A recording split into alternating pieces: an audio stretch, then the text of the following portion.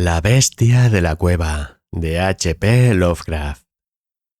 Narrado por Eyorian.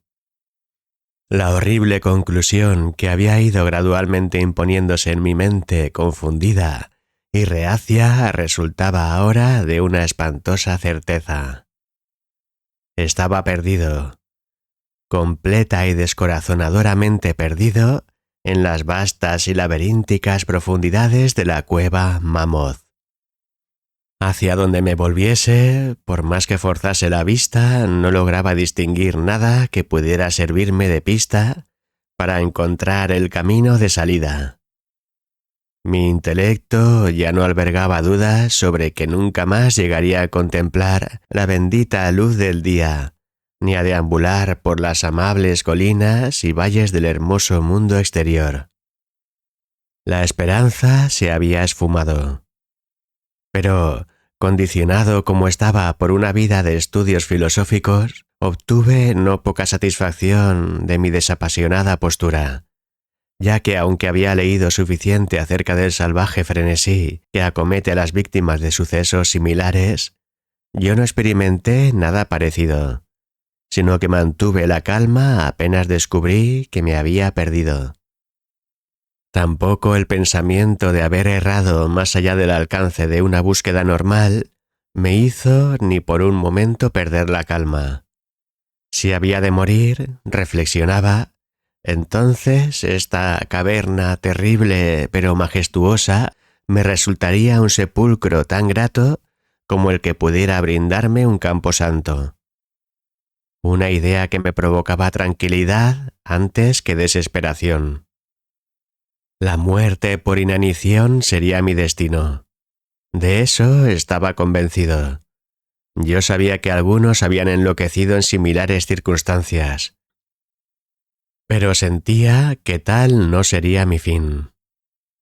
Mi desgracia no era fruto sino de mi propia voluntad, ya que, a escondidas del guía, me había despegado voluntariamente del grupo visitante, y deambulando cerca de una hora a través de las prohibidas galerías de la cueva, me había encontrado luego incapaz de desandar los intrincados vericuetos recorridos tras abandonar a mis compañeros. Mi antorcha comenzaba ya a flaquear, y pronto me hallaría sumido en la negrura total y casi palpable de las entrañas de la tierra. Mientras permanecía al resplandor de la menguante y temblorosa luz, especulé ocioso sobre las circunstancias exactas en que se produciría mi cercano fin. Recordé las historias sobre la colonia de tuberculosos que, habiéndose instalado en esta gigantesca gruta buscando la salud en su temperatura uniforme y suave, su aire puro y su pacífica tranquilidad, habían, sin embargo, muerto en circunstancias extrañas y terribles. Yo había mirado los tristes restos de sus chozas destartaladas al pasar con el grupo, preguntándome qué antinatural efecto podría lograr una larga estancia en esta caverna inmensa y silenciosa sobre alguien como yo, saludable y vigoroso. Ahora, me dije tétricamente, había llegado la ocasión de comprobar tal respecto, a no ser que la falta de comida acelerase mi tránsito. Según se esfumaban en la oscuridad los últimos e intermitentes resplandores de mi antorcha, resolví no dejar piedra sobre piedra, ni desdeñar cualquier posible medio de escapar. Así que prorrumpí en una sucesión de gritos tremendos, a pleno pulmón, con la vana esperanza de llamar la atención del guía.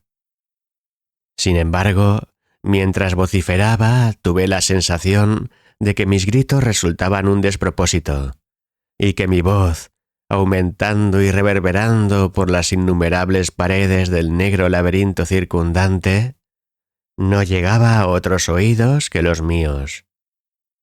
Sin embargo, a una mi atención se volvió sobresaltada hacia el sonido de suaves pasos que imaginé escuchar acercándoseme sobre el suelo rocoso de la cueva.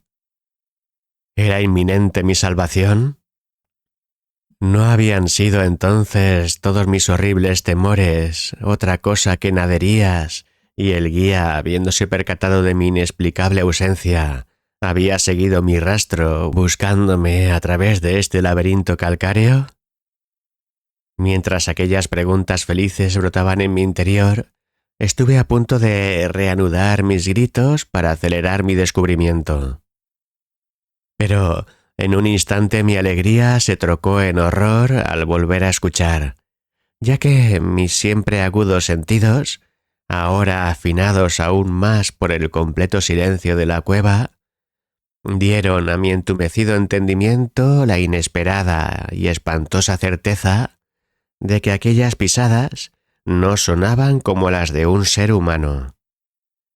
En la quietud ultraterrena de esa subterránea región, la aparición del guía con su calzado hubiera resultado como una serie de golpes claros e incisivos. Aquellos sonidos eran blandos y sigilosos, como los que podrían producir las zarpas almohadilladas de un felino. Además, a veces, escuchando cuidadosamente, me parecía distinguir el paso no de 2, sino de 4 pies. Ahora ya estaba convencido de que mis gritos habían despertado y atraído a alguna bestia salvaje, quizás un puma extraviado por accidente en el interior de la cueva. Quizá, reflexioné, el Todopoderoso me había designado una muerte más rápida y misericordiosa que el hambre. Aunque el instinto de conservación, nunca apagado por completo, se conmovió en mi ser, y a pesar de que evitar el peligro que se acercaba podía depararme un final más largo e inclemente, me dispuse, sin embargo, a vender la vida lo más cara posible. Por extraño que pueda parecer, mi mente no concebía otra intención en el visitante que la de una clara hostilidad. En consecuencia, permanecí inmóvil, esperando que la bestia desconocida, a falta de un sonido que la guiase, perdiese mi dirección y pasase de largo. Pero esa esperanza iba a revelarse infundada, ya que aquellas extrañas pisadas avanzaban implacables. Sin duda, el animal me olfateaba, y en una atmósfera tan absolutamente limpia de cualquier influencia contaminante como resulta la de la cueva, podía sin duda seguirme hasta gran distancia.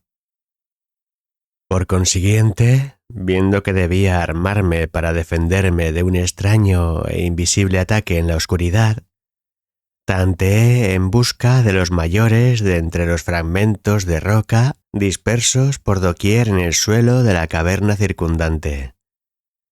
Y empuñando uno en cada mano, listos para ser usados, esperé resignado los inevitables sucesos. Mientras el tedioso paso de garras se acercaba, la conducta de esa criatura era realmente extraña. Casi todo el tiempo los movimientos parecían propios de un cuadrúpedo, moviéndose con una curiosa descoordinación entre miembros delanteros y traseros. Y sin embargo, durante algunos pocos y cortos intervalos, me pareció que caminaba sobre 2 patas tan solo. Me pregunté qué clase de animal tenía delante. Debía tratarse, suponía, de alguna infortunada bestia que había apagado la curiosidad de indagar a las puertas de la temible gruta con una reclusión de por vida en esas interminables profundidades. Sin duda se alimentaba de peces ciegos, murciélagos y ratas de la cueva, así como de los peces comunes que nadan en los manantiales del río Verde, el cual comunica por vías ocultas con las aguas de la caverna. Llené mi terrible espera haciendo grotescas conjeturas sobre los efectos que una vida cavernaria pudieran haber causado sobre la estructura física de la bestia, recordando las espantosas apariencias que la tradición local achacaba a los tuberculosos muertos tras una larga residencia en la cueva. Entonces, con un sobresalto, recordé que, aun en el caso de lograr matar a mi antagonista, nunca llegaría a contemplar su apariencia, dado que mi antorcha se había extinguido hacía mucho tiempo y no tenía encima ni una cerilla. La tensión mental se volvía ahora espantosa. Mi imaginación desbocada conjuraba formas odiosas y temibles en la siniestra oscuridad circundante, que parecían ya casi presionarme. Las espantosas pisadas se acercaban. Cerca, más cerca. Creo que debí lanzar un grito, aunque de haber sido, en verdad, tan timorato como para hacerlo, mi voz apenas debió responderme. Estaba petrificado, clavado al sitio. Dudaba de que mi brazo derecho me respondiera lo bastante como para disparar sobre el ser llegado el momento crucial. El inexorable pat-pat de pisada está al alcance de la mano, ya muy cerca. Podía oír el trabajoso resuello del animal, y aterrorizado como estaba, aún llegué a comprender que venía de muy lejos y estaba, por tanto, fatigado. Repentinamente se rompió el maleficio. Mi brazo derecho, guiado siempre por mi fiable oído, lanzó con todas sus fuerzas el pedazo de caliza, de bordes agudos, que sostenía, impulsándolo hacia el lugar de la oscuridad de donde provenían resuello y pisadas. Y, por increíble que parezca, estuvo a punto de alcanzar su objetivo, ya que escuché brincar al ser, yendo a cierta distancia y pareciendo detenerse allí. Reajustando el tiro, lancé el segundo proyectil, esta vez con mejores resultados, ya que, lleno de alegría, oí como la criatura caía de una forma que sonaba a desplome, quedando, sin lugar a dudas, tendida e inmóvil. Casi desbordado por el tremendo alivio consiguiente, me recosté tambaleándome contra la pared. El resuello proseguía, pesado, boqueando inhalaciones y exhalaciones. Así que comprendí que no había hecho otra cosa que herir a la criatura, y cualquier deseo de examinar al ser se esfumó.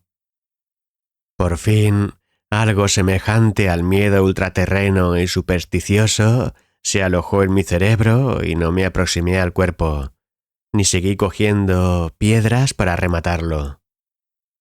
En vez de eso, eché a correr tan rápido como pude, y tanto como me lo permitía mi frenético estado, por donde había llegado. Bruscamente escuché un sonido, o mejor, una sucesión regular de sonidos. Al instante siguiente se habían convertido en un golpeteo claro y metálico. Ahora no había duda. Era el guía. Y entonces grité, chillé, vociferé, incluso aullé de alegría contemplando en los techos abovedados la luminosidad débil y resplandeciente que yo sabía era el reflejo del brillo de una antorcha aproximándose. Corrí al encuentro del resplandor, y antes de comprender del todo lo que hacía, estaba a los pies del guía, abrazándome a las botas, balbuceando, a pesar de mi reserva ostentosa, de una forma que resultaba de lo más insensata y estúpida, barbotando mi terrible historia y a la vez aturullando a mi oyente con mis demostraciones de gratitud. El guía había notado mi ausencia cuando el grupo volvió a la entrada de la cueva, y llevado por su intuitivo sentido de la orientación, había procedido a realizar una exploración exhaustiva de los pasadizos frente a los que me viera por última vez, localizando mi paradero tras una búsqueda de unas 4 horas. Cuando me lo hubo contado, yo, envalentonado por la luz de su antorcha y por su compañía, comencé a pensar en la extraña bestia a la que había herido unos metros más atrás, en la oscuridad, y sugerí que fuéramos a ver, con ayuda del hacha, qué clase de criatura había yo abatido. Así que me volví sobre mis pasos, esta vez con un valor que nacía de estar acompañado. La respiración se había vuelto ahora sumamente débil, y el guía había empuñado su pistola con la evidente intención de rematar a la criatura, cuando un inesperado sonido lanzado por esta última le hizo abatir el arma sin usarla. Aquel sonido era de naturaleza difícil de explicar. No era como los tonos normales que emiten las especies de simios conocidas, y me pregunté si aquella cualidad antinatural no sería el fruto de una larga estancia en silencio total, roto al fin por la sensación provocada de la llegada de luz, algo que la bestia no había visto desde su llegada a la cueva. El sonido, que de lejos puede definirse como una especie de profundo charloteo, proseguía débilmente. De repente, un fugaz espasmo de energía pareció estremecer el cuerpo de la bestia. Las zarpas se movieron convulsivamente y los miembros se contrajeron. Con un espasmo, el cuerpo blanco rodó hasta que el rostro giró en nuestra dirección. Por un instante me vi tan abrumado por lo que mostraban aquellos ojos que no vi nada más. Eran negros esos ojos, profundos, tremendamente negros, contrastando espantosamente con la nívea blancura de cabello y carnes. Como en otros moradores de cavernas, estaban profundamente hundidos en las órbitas y carecían completamente de iris. Mirando más detenidamente, vi que se encontraban en un rostro que era menos prognato que el de cualquier mono normal e infinitamente más peludo. La nariz era bastante distinta. Mientras observábamos la extraña visión que teníamos ante los ojos, los gruesos labios se abrieron y brotaron algunos sonidos, tras lo cual el ser se relajó y murió. El guía se aferró a la manga de la chaqueta, temblando con tan viva violencia que la luz se estremeció espasmódicamente, proyectando sombras extrañas y móviles sobre los muros de alrededor. Yo no hice gesto alguno, sino que permanecí embaradamente quieto, los ojos espantados fijos sobre el suelo de delante. Y entonces se disipó el miedo, suplantado por el asombro, espanto, comprensión y reverencia, ya que los sonidos lanzados por la figura herida que yacía sobre el suelo nos había susurrado la terrible verdad. La criatura que yo había matado, la extraña bestia de la inexplorada caverna, era, o había sido en tiempos, un hombre.